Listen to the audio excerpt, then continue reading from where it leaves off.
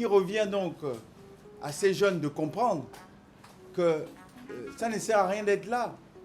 Parce que quand l'audit sera arrêté, les conclusions seront arrêtées par ces auditeurs-là, de Ernst & Young, eh bien l'État jouera son rôle parce que le chef de l'État, toujours soucieux de la jeunesse, eh bien, je suis convaincu, prendra ses responsabilités vis-à-vis de ces jeunes qui ont des arriérés de salaire. Puisqu'il m'en a déjà parlé. Il m'a dit qu'il faut régler cette situation. Et je lui ai expliqué dernièrement que cette situation va se régler au terme de l'audit que Ernst & Young est en train de faire. Et il en était content. C'est au cabinet Ernst & Young d'arrêter le montant. Quel que soit le montant qui sera arrêté, l'État prendra ses responsabilités. C'est pour ça que j'ai dit aux jeunes, ça ne sert à rien de faire ce que vous faites parce que l'État a déjà décidé de prendre ses responsabilités.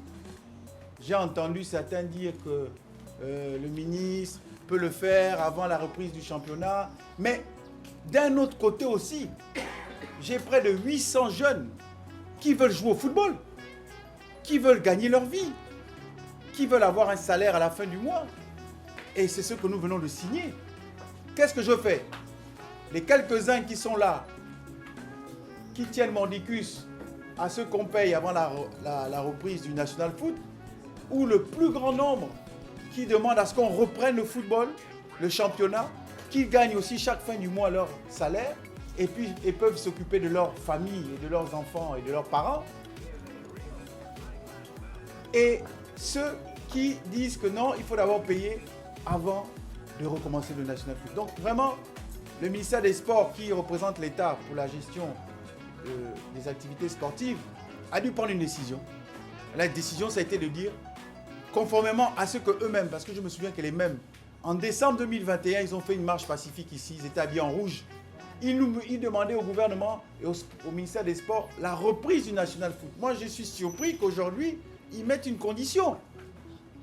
Bon, chacun voit midi à sa porte, mais l'essentiel est de sauver l'activité, c'est-à-dire de sauver le National Foot, parce que nous devons envoyer nos représentants à la prochaine, aux prochaines compétitions de la CAF.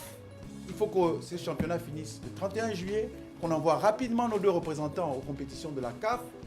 Et c'est pour ça que nous avons pris la décision de reprendre ce National Foot dans une formule transitoire pour que la D1 puisse jouer en deux poules un championnat avec un minimum de matchs, 90 matchs si je ne me trompe, et que la D2 en poule unique puisse jouer aussi 50 matchs, 18 journées, voilà, et qu'on ait quand même, je dirais, ce championnat transitoire permette quand même aux joueurs aussi sportivement de se remettre en jambes pour qu'en 2022-2023, à partir d'octobre, ces joueurs soient, je dirais, en forme.